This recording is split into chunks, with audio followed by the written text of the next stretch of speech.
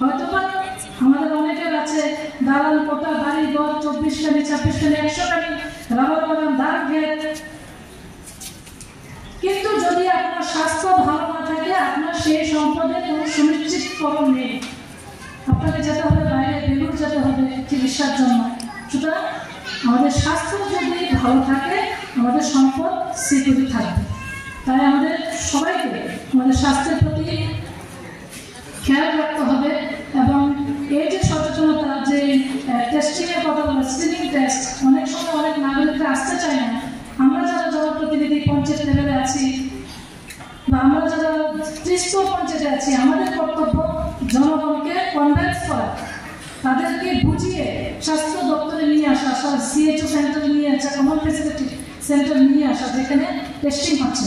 এই কাজটা করার দায়িত্ব কিন্তু আমাদের। সুতরাং আমি বলবো যে টিম ওয়ার্ক